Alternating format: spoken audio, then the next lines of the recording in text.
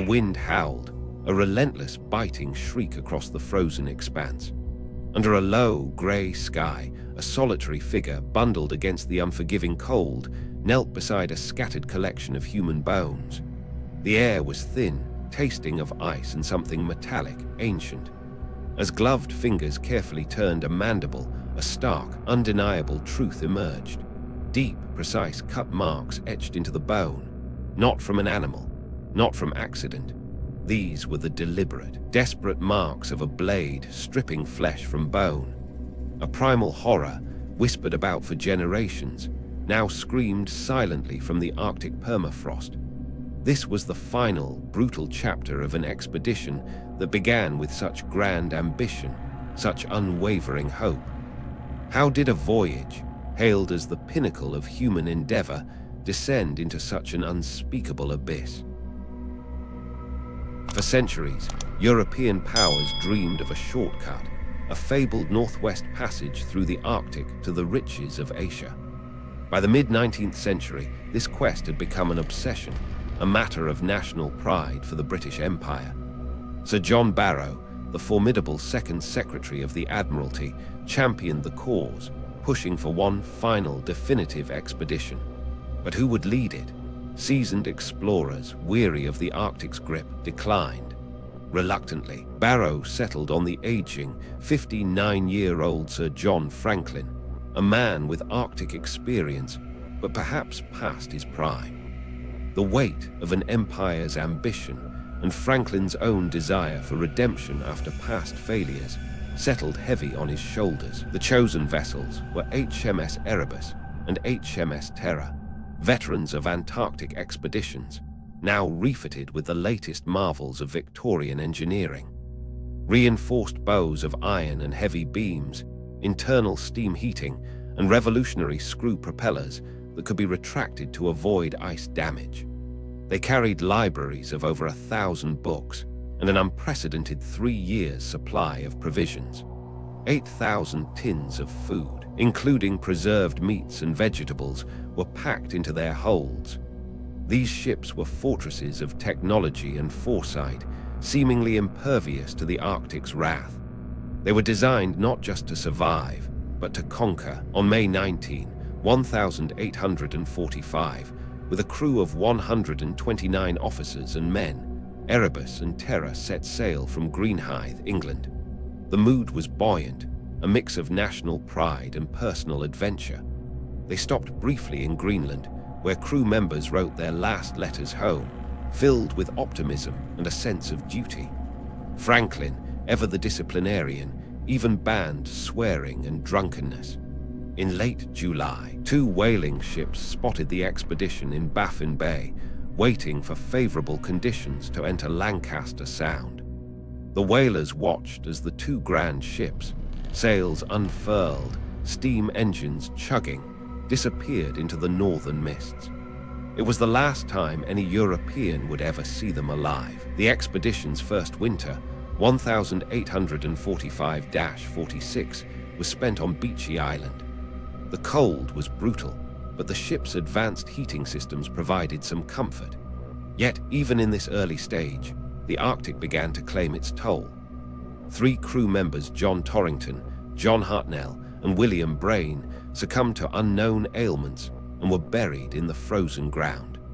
Their graves, carefully marked, were a grim reminder of the peril, but not yet a harbinger of total disaster. The men pressed on, believing these were isolated tragedies, part of the challenge. The grand mission, they felt, was still within reach. Through the summer of 1846, Erebus and Terror navigated Peel Sound, pushing deeper into the uncharted labyrinth of ice. Then, in September 1846, near King William Island, the Arctic delivered its decisive blow. The colossal pack ice, a living, breathing entity, closed in. The ships, once symbols of invincibility, became utterly trapped. Days turned into weeks, weeks into months. The internal heating systems, the vast stores of food, meant little against the crushing, unyielding grip of the ice. They were no longer explorers navigating, but prisoners, held captive by a force far greater than any man-made machine. The silence of the trapped ships was deafening, broken only by the groans of the hull. The ice held them for 2 brutal winters. By June 1847, the expedition's commander, Sir John Franklin himself, was dead. 8 other officers and 15 men followed him to their graves. On April 22, 1848, after 19 months of being frozen in, the remaining 105 souls, now under the command of Captain Francis Crozier and Captain James Fitzjames, made an agonizing decision. They abandoned the magnificent Erebus and Terror, symbols of their lost hope. A note, found years later, detailed their plan: a desperate march south, across King William Island, towards the distant Back River on the Canadian mainland. A desperate gamble for survival into a wilderness that had already claimed so many. The march was a death sentence. The men, already weakened by scurvy, lead poisoning, and years of extreme cold, were ill-equipped for such an ordeal. Archaeological finds paint a grim picture, a trail of scattered bones across King William Island, each a testament to unimaginable suffering. 30 to 40 men reportedly reached the northern coast of the mainland, still hundreds of miles from any outpost of civilization, before succumbing. They died alone in the vast, indifferent emptiness of the Arctic, their bodies slowly consumed by the elements, leaving behind only fragments of bone and rusted metal. A silent, frozen graveyard stretching for hundreds of miles. Back in England, time stretched into years with no word.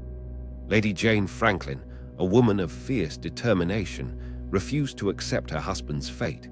She became a relentless advocate, pressing the Admiralty, Parliament, and the public to launch search expeditions.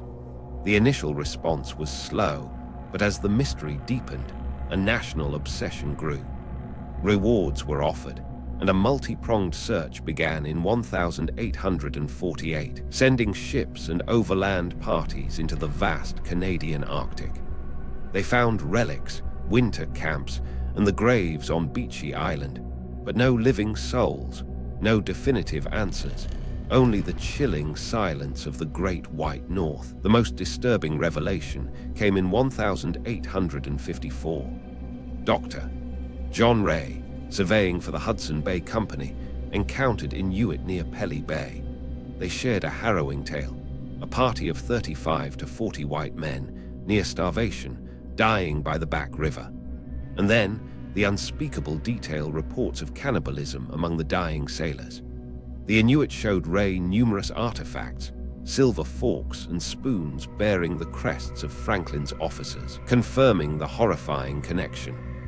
Ray's report, though met with initial skepticism and outrage in Victorian society, sparked a furious debate. Could these proud British sailors have resorted to such a primal act? In 1859, Francis Leopold McClintock's expedition, funded by Lady Franklin, made another chilling discovery on King William Island.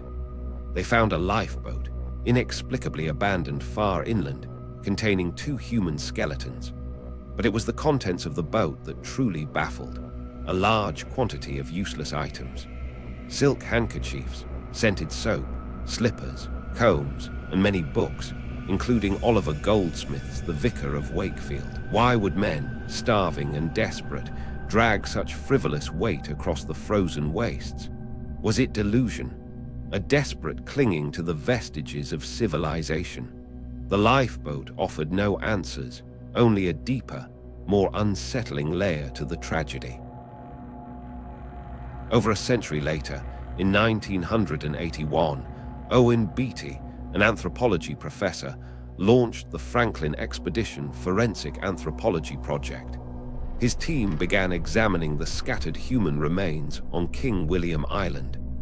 Initial findings suggested scurvy, indicated by pitting and scaling on the bones.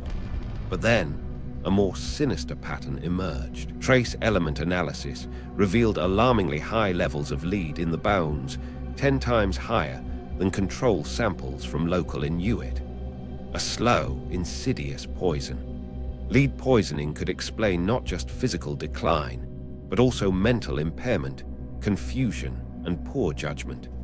Was this the true, unseen enemy that doomed Franklin's men? The theory gained chilling traction in 1984. Beatty's team exhumed the grave of John Torrington on Beechey Island. What they found shocked the world. Torrington's body, preserved almost perfectly by the Arctic permafrost, his face a haunting, almost lifelike image after 138 years. The autopsy confirmed pneumonia as the immediate cause of death, but lead poisoning was a significant contributing factor. Investigators then examined the discarded food tins from the expedition, noting their thick, sloppy lead soldering dripping into the food. The very provisions meant to sustain them may have slowly, systematically poisoned them, clouding their minds and weakening their bodies. Yet the story of their demise proved more complex. Later research challenged the sole blame on the food tins. Some argued the amount of lead from cans wouldn't be enough. A new theory emerged. The ship's unique desalination system, designed to produce fresh water for their steam engines, might have leached massive quantities of lead into their drinking supply. Other studies suggested zinc deficiency, caused by a lack of fresh meat, severely compromised their immune systems, making them vulnerable to tuberculosis and scurvy.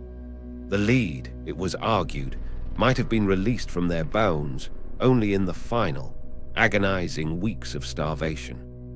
The precise cocktail of horrors that claimed them remains a subject of intense scientific debate, a testament to the brutal complexity of Arctic survival. For nearly 170 years, the mighty Erebus and Terror lay lost beneath the Arctic ice.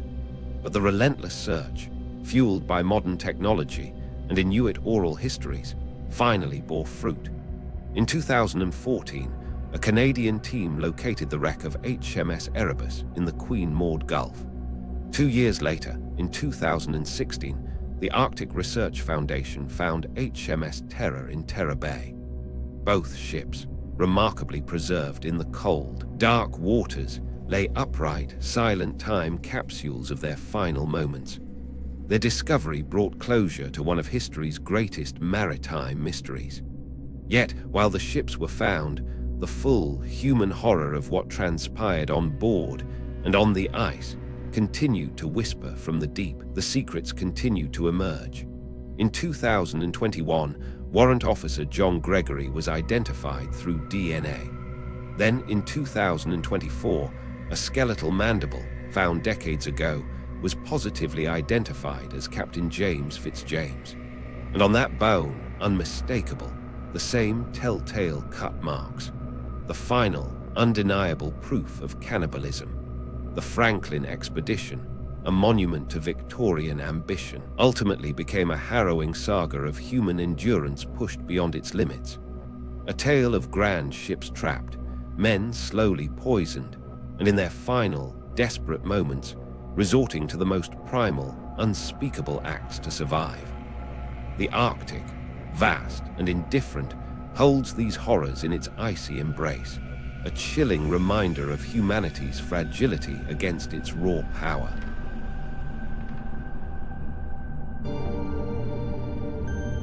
That brings us to the end of today's video. Thanks for watching, and if you enjoyed this, hit that like button and subscribe to join the channel. I'd love to hear your thoughts or any changes you'd like to see in the comments below. Until we meet in another story, take care.